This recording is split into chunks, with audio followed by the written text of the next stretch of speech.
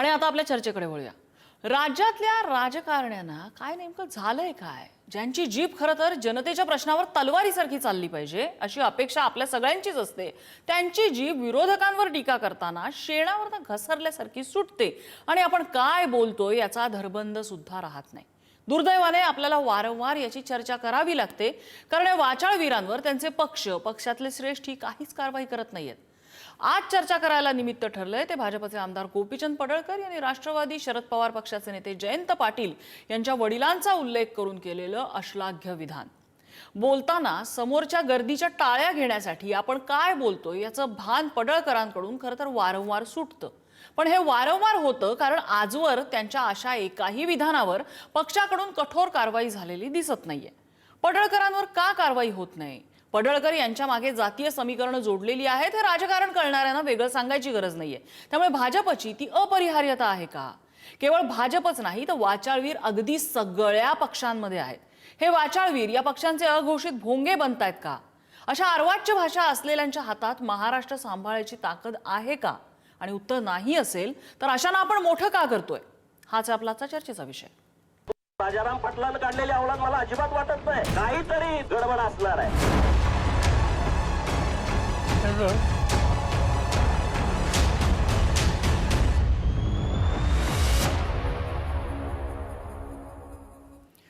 आणि याच संदर्भातल्या चर्चेत आपल्यासोबत सहभागी होत आहेत अवधूत वाघ, भाजपाचे प्रवक्ते आहेत, प्रशांत जगताप, राष्ट्रवादी शरद पवार पक्षाचे प्रवक्ते आणि राजकीय विश्लेषक हेमंत देसाई।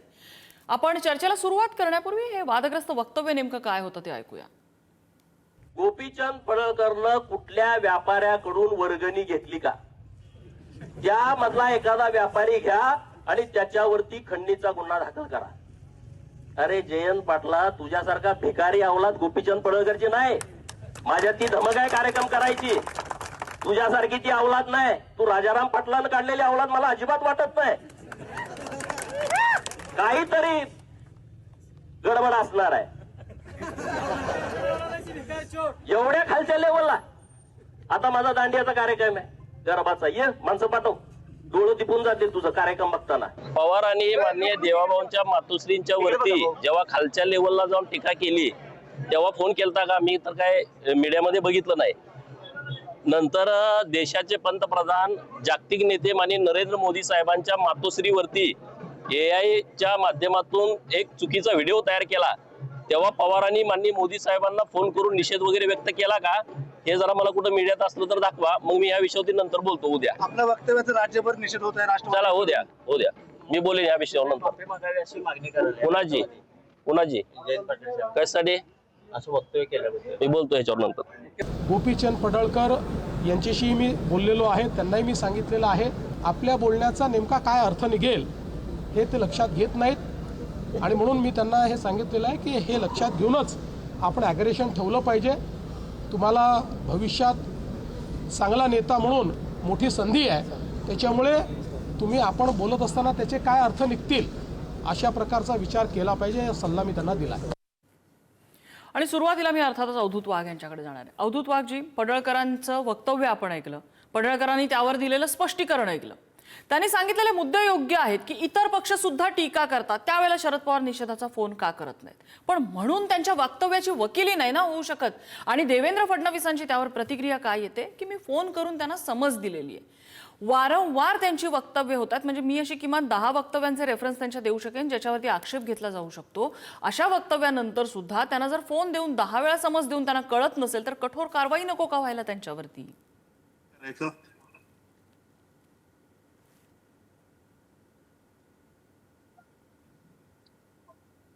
सांगा ना, म्हणे नेमकं काय करायचं? कारवाई म्हणे काय करायची? एका आमदारावर काय कारवाई करायची सांगा तर। पक्षाकडून शिस्तभंगाच्या कारवाईचे तुमचे नियम असतील ना, त्यानुसार कारवाई तुम्ही करत असता। ती होईल ना, ती पक्षांतर्गत जी कारवाई करायची ती होईलच ना। परंतु इथे पाटील बोललेलं चालतं, पडळकर बोललेले चालत नाही, पवार बोललेलं चालतं, मग तिकडे बन बोललेला चालत नाही, तिकडे जरांगे पाटील बोललेले चालतात, भुजबळ बोललेलं चालत नाही। हे सिलेक्टिव्ह नाही का नम्रताजी? त्या पडळकर जे काय बोलले त्याचा कोणीही समर्थन करू नये, भारतीय जनता पक्ष पण करत नाही, आमचे नेते पण करत नाही, मीही करत नाही। ते चुकीचं बोलले, त्यांना बोलायचं होतं वेगळं, परंतु ते बोलले वेगळे.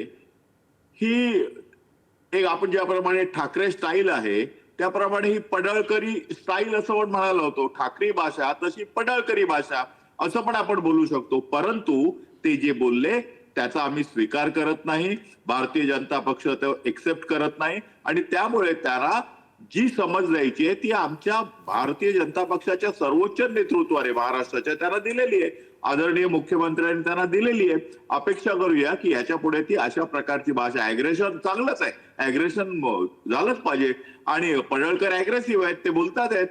नवीन तरुण माणूस आहे, अतिशय सामान्य परिस्थितीतून आलेला आहे, हाल अपेष्टा खाऊन आलेला आहे, धनगर समाजाचा, ओबीसी समाजाचा, मागासवर्गीय समाजाचा नेता आहे.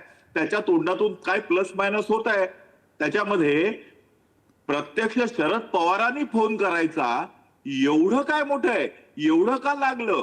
त्यांना म्हणायचं होतं की राजाराम बापूंचे गुण घेतले नाहीत असं त्यांना म्हणायचं होतं. पण ते म्हणताना थोडे चुकले हे नक्की, परंतु त्याचबरोबर कंगना रनावतला हरामखोर म्हणणं, हे जे राऊतांनी चाललंय, एका महिलेला शिव्या दे दिल्या, ते सगळ्या आपण पाहिलेले आहेत. त्याच्यावर किती जणांनी आक्षेप घेतला हो, किती जणांनी आक्षेप घेतला? आज त्याच्या जयंत पाटलांच्या बाजूने ते आव्हाड आलेले आहेत. याने एका माणसाला उचलून आपल्या बंगल्यात मंत्री असताना मार मारला, त्याच्यावर किती जण बोललेले आहेत. तर त्याच्यामुळे नम्रताजी आज पुन्हा एकदा ज्यावेळी एक जरांगेंच्या नेतृत्वाखाली मोर्चे निघाले त्यावेळी आम्ही आरक्षण मागतो, तुझी बायको मागत नाही, आणि आज पुन्हा त्या बच्चू कडूने एका भाषणामध्ये बोलताना आदरणीय मुख्यमंत्र्यांचा बाप काढला, आम्ही तुझ्या बापाचं पण कर्ज फेडू बोलले. तर त्याचा पण उल्लेख इथे कुठेतरी झाला पाहिजे ना, की बाबा हे पडळकर मागासवर्गीय आहेत म्हणून त्याला झोडपायचं, हे काही योग्य नाहीये ना. हे सिलेक्टिव्ह नको. तुमचा मुद्दा फक्त पडळकरांपर्यंत मर्यादित नको. तुमचा मुद्दा हा जे राजकीय नेते वाईट पद्धतीने स्टेटमेंट देतात त्यांच्याबद्दल असायला हवा. अवधूत वाघजी, लक्षात घेतलं, तुम्ही जे काय म्हणताय ते रजिस्टर केलं, पण तुम्ही विसरलात की तुम्हाला प्रश्नही विचारताना मी सांगितलं असतं. काय आम्हाला एकच बाजू जर घ्यायची असती ना तर पडळकरांचं दुसरं वक्तव्य आम्ही दाखवलं नसतं, ज्याच्यामध्ये त्यांनी नरेंद्र मोदींबद्दल केलेल्या आक्षेपार्ह वक्तव्याचा उल्लेख केलेला आहे, त्यांनी फडणवीसांबद्दल केलेल्या आक्षेपार्ह वक्तव्याचा उल्लेख केलेला आहे, ते आम्ही दाखवलं नसतं. हे सिलेक्टिव्ह नाहीये, हे बोलणाऱ्या प्रत्येकाचं आहे, प्रत्येकावरती आक्षेप आहे आणि प्रत्येकाचा निषेध आहे. आज निमित्त फक्त पडळकरांचं, हे मी सुरुवातीलाच सांगितलं. ज्यांनी टीका केली, ज्यांनी जयंत पाटलांची बाजू घेतली आणि पडळकरांवर टीका केली, ते लोक मूग गिळून गप्प का बसले होते? विचारूया आपण. प्रशांत जगतापजी, यावर काय स्पष्टीकरण आहे? आज पडळकर बोलले, तुमच्या पक्षाकडनं थेट दुसऱ्या पक्षातल्या श्रेष्ठींना फोन जातो, तुमच्या पक्षाचे नेते बोलतात, त्यावेळेला का एवढे तत्परता दाखवली जात नाही निषेध व्यक्त करायची? नाही, मुळात अवधूत वाघ ज्या पद्धतीने पडळकरांची आणि घाणेरडे भाषा वापरणाऱ्यांची वकिली करतायत, हीच पार्टी विथ डिफरन्स आहे का असं माझ्यासारख्या कार्यकर्त्याला किंवा सामान्य महाराष्ट्रातल्या नागरिकाला प्रश्न पडतो. त्याचं कारण आहे की या राज्यांनी एक वेगळ्या प्रकारची राजकीय संस्कृती, सामाजिक संस्कृती पाहिलेली आहे. स्वर्गीय यशवंतराव चव्हाण साहेबांच्या संदर्भामध्ये जस्ट आत्रे साहेब काहीतरी बोलले होते, त्यानंतर मात्र त्या ठिकाणी स्वर्गीय यशवंतराव चव्हाण साहेबांनी अत्यंत जो काय घडलेला किस्सा आहे तो नम्र भाषेत सांगितला. त्याच स्वर्गीय आचार्य यात्रेंना त्यांच्या घरी जाऊन त्या ठिकाणी डोळ्यात अश्रू आल्यानंतर सुद्धा माफी मागावी लागली आणि त्यांनी त्यांच्या स्वतःच्या वृत्तपत्रामध्ये सुद्धा तशा प्रकारची दिलगिरी व्यक्त केली. ही महाराष्ट्राची संस्कृती होती, आजही ही शिल्लक होती. पण दुर्दैवाने या ठिकाणी मान्य देवेंद्र फडणवीस साहेब जेव्हापासून या राज्याचे मुख्यमंत्री झालेत त्यामुळे कदाचित या राज्याची संस्कृती लयाला गेली, अशा प्रकारची परिस्थिती. त्याचं कारण आहे की काल नका ज्यावेळेस पडळकर या संदर्भात घाणेरडी भाषा बोलले त्यावेळेस या राज्याचे मुख्यमंत्री जर म्हटले असते की या संदर्भात आम्ही कारवाई करू तर ते समजू शकलो असतो. पण आज याच राज्याचे दस्तूरखुद मुख्यमंत्र्यांनी जी भाषा वापरली की पडळकर एक आक्रमक नेते, त्यांना पुढे जाऊन खूप नका ठिकाणी स्पेस आहे किंवा चांगल्या पद्धतीचं करिअर आहे, म्हणजे याचाच अर्थ पडळकर जे बोलतायत त्याच्या पाठीशी मी आहे, अशा प्रकारचं खुद्द नका फडणवीस साहेब हे नका महाराष्ट्रातल्या नागरिकांना एक प्रकारची पडळकरांची पाठ राखण करून सांगतात.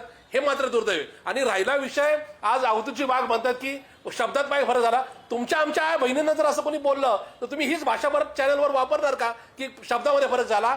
त्यांनी काय जो शब्द वापरला तो मराठी माणूस म्हणून तुमच्या सुद्धा लक्षात यायला पाहिजे की त्या शब्दाचा एकूणच उच्चार काय आहे आणि त्याचा अर्थ काय निघतो. त्याच्यामुळे महाराष्ट्रीयन माणूस म्हणून तरी आपल्याला या गोष्टीची लाज वाटली पाहिजे, हे समजून घेण्याची गरज आहे. मी तुम्हाला प्रशांत पडळकरजी उदाहरणाने एक प्रश्न विचारते. आता पडळकरांचं उदाहरण आपल्या समोर आहे. तुमचेच मित्रपक्ष असलेले उद्धव ठाकरे यांची शिवसेना, त्यांनी देवेंद्र फडणवीसांबद्दल एक आक्षेपार्ह शब्द वापरलेला होता, जो शब्द अक्षरशः आपण आईबाप विसरून जाऊ, बॉडी शेमिंग करणारा होता. तो शब्द मी वेगळा इथे सांगायची गरज नाही, तुम्हाला कळला असेल तो शब्द. त्यावेळेला का फोन करून निषेध व्यक्त करायची इच्छा नाही झाली? त्यावेळेला एक ज्येष्ठ नेते म्हणून आपल्या मित्रपक्षाच्या नेत्याला का समज द्यावं असं शरद पवारांना वाटलं नाही?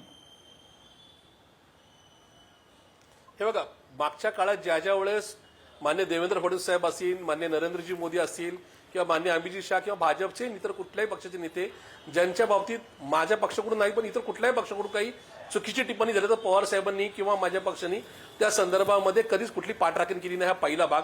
दुसरा विषय, कालचाच मुद्दा सांगतो. जस्ट पवार साहेबांना माननीय नरेंद्र मोदी यांनी रिटायर व्हायला पाहिजे का नाही या पद्धतीचा प्रश्न विचारला, त्यावेळेस त्यांनी खुद्द सांगितलं मीच रिटायर झालो नाही तर मी नरेंद्र मोदींना कसा काय सल्ला सांगू शकतो.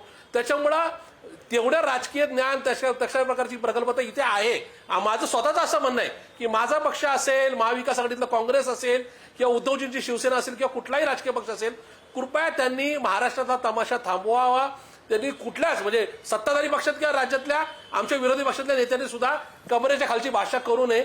हे जे प्रश्न चालेत त्या प्रश्नावर कोण भ्रष्टाचार करतंय, कोण चुकीच्या माणसांची साथ घेतंय, कोण चुकीच्या माणसाची साथ देतंय याच्यावर नक्की बोलावं.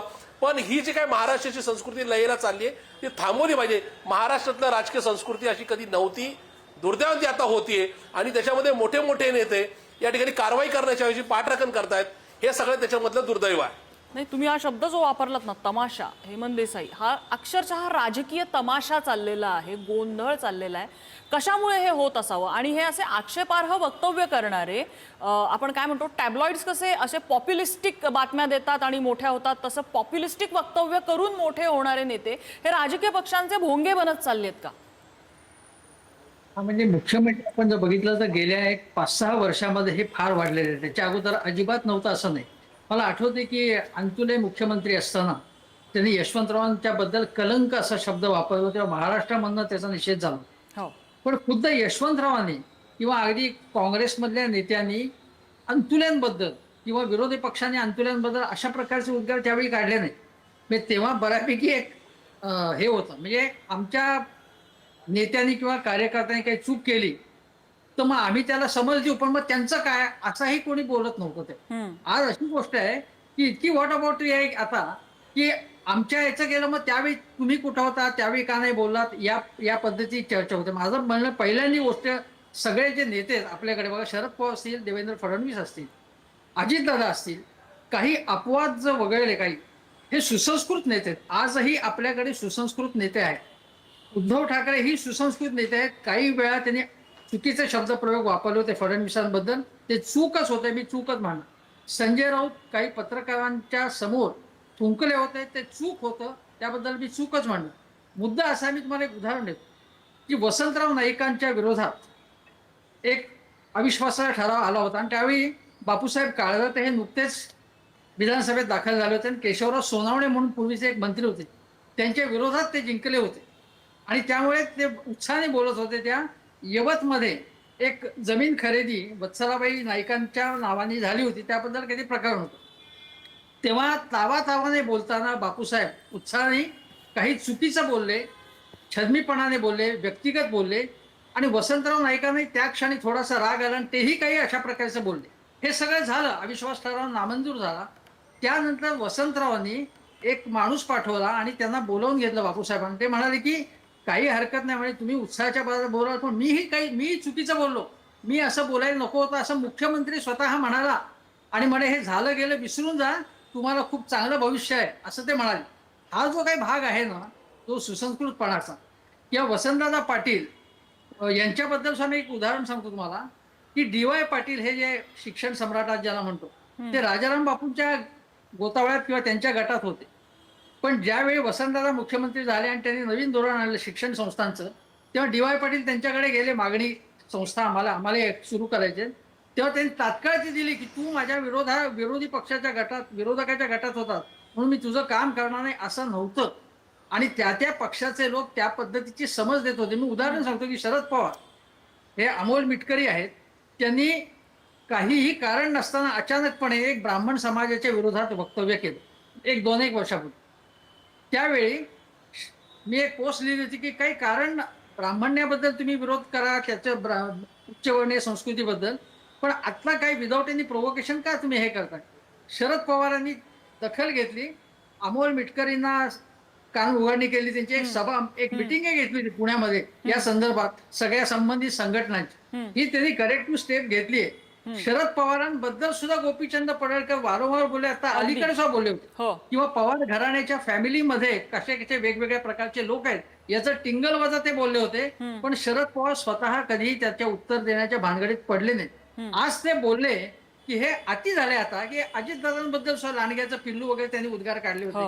अजितदादांबद्दल सातत्याने होते, सातत्याने. कोणी बाकीच्या पक्षांनी मग त्यांनी केलं का, त्या सगळ्यांनी केलेले हे सातत्याने काही लोक बोलतात.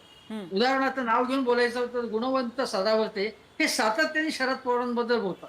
किंवा आता कोणी पडळकरांनी कोरोना झाल्यासारखा चेहरा किंवा अशा प्रकारचं वक्तव्य शरद पवारांबद्दल करणं हे सांस्कृतिक पातळी तुमची दिसते. बरं, राजाराम बापू म्हणजे जयंतरावांच्या मातोश्रींचा उल्लेख करणं, त्या आईवरनं मुळात शिव्या देणं. नरेंद्र मोदी म्हणाले होते की आईवरनं शिव्या देऊ नका. माझ्या मते लाल किल्ल्यावरच्या सभेमध्ये एक बोलले, चांगलं बोलले होते ते. बरं, नाही देसाई सर मला एक थोडक्यात तुमच्याकडनं याचं विश्लेषण थोडंसं राजकीय अँगलने असं हवंय की पडळकरांना एवढं पाठीशी का घातलं जात आहे, काय समीकरण, काही राजकीय समीकरण आहेत का? नाही, माझ्या मते असं आहे की सांगली जिल्ह्यामध्ये धनगर समाज मोठ्या प्रमाणात आहे. आता अण्णा डांगे तिथे आलेले ऍडव्होकेट चिमण डांगे त्यांच्या घराण्यातले हे आता ते धनगर समाजातले, त्यांनाही बळ देण्याचा प्रयत्न सुरू आहे.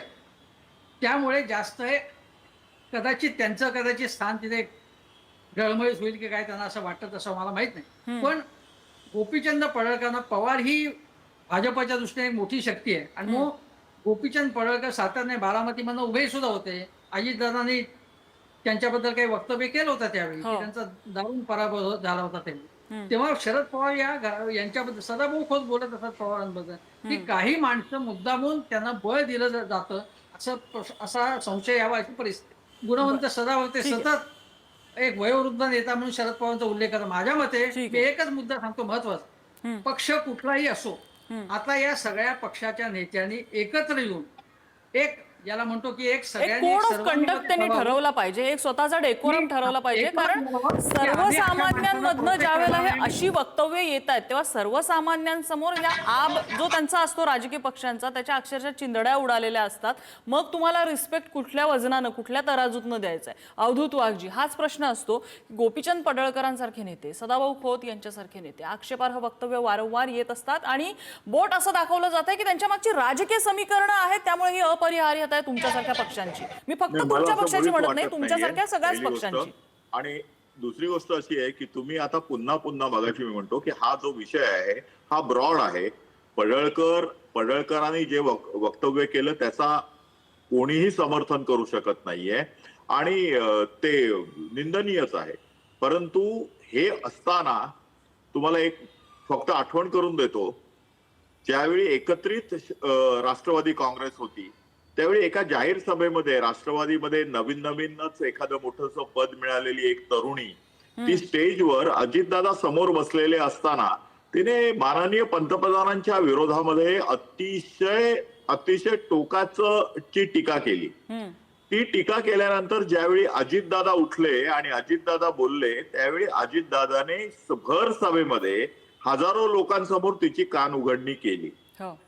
जर आपल्या पुतळ्याकडून जर शरद पवार ही गोष्ट शिकले असते तर त्यांनी महाराजांना आता पेशवे पगडी द्यायला लागले असं म्हणून फडणवीसांच्या जातीचा इनडायरेक्ट उल्लेख किंवा राजू शेट्टीची इलेक्शनच्या दरम्यान जात काढणं अशी कृत्य केली नसती ना.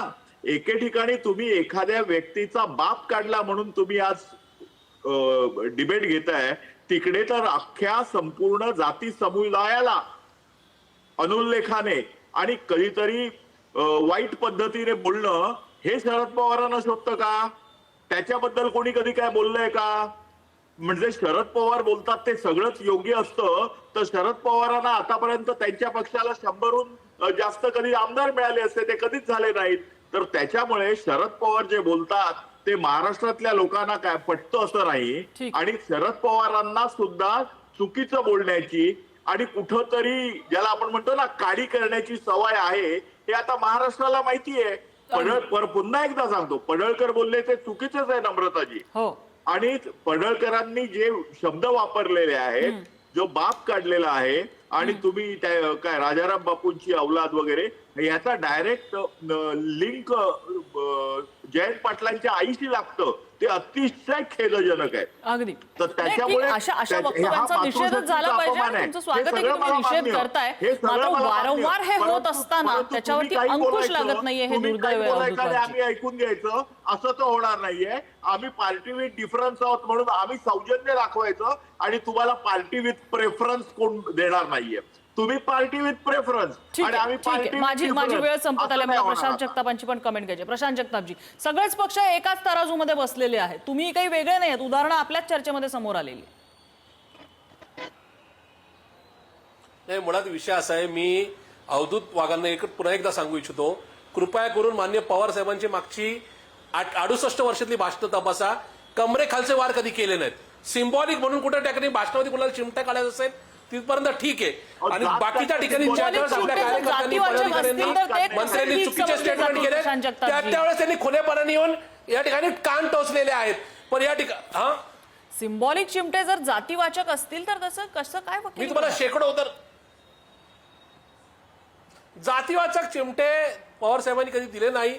पण ते दिले असतील तर त्या संदर्भामध्ये सुद्धा चर्चा करायची आमची तयारी. पण या संदर्भात मी पुन्हा एकदा सांगतो, कमरेखालचे वार आणि इतर चिमटे याच्यामध्ये फरक आहे. मी दोन्हीची पाठराखण करत नाही, पण हे होत असताना ज्या पद्धतीची भाषा वापरत सुद्धा खुद्द मुख्यमंत्री या ठिकाणी या वाचाळवीराची नका पाठराखण करतायत, हे राज्याचं दुर्दैव आहे.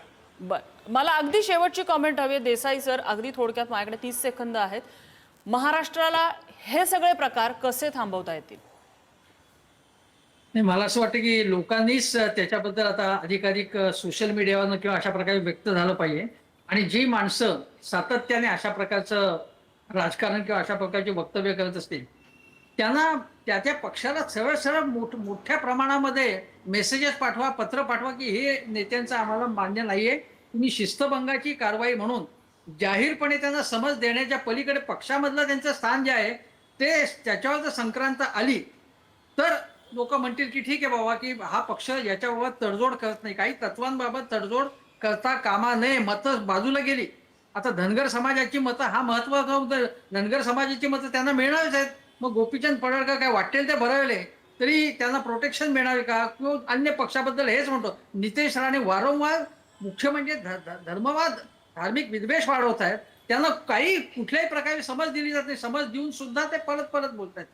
किंवा अशा लोकांबद्दल जाहीरपणे समज देणं त्यांना आणि लोकांनीच त्यांना अप्रत्यक्षपणे त्यांना जागेवर आणणं हे अत्यंत महत्वाचं आहे. नाही, फक्त गोपीचंद पडळकर किंवा नितेश राणेच नाही आहेत, संजय राऊत आहेत, इतर पक्षांमधले अनेक प्रवक्ते आहेत. अशी अख्खी जंत्री या नेत्यांची निघेल. फक्त राज्यातच नाही तर देशभरामध्ये असे ठरलेले नेते आहेत जे अशी वक्तव्य करत असतात आणि पक्षाकडनं त्यांच्यावर कारवाई ठोस होत नाही आणि मग त्यांची पुन्हा पुन्हा अशीच वक्तव्य समोर येत असतात. त्यांचं कुठेतरी भीड चेपलेली असते.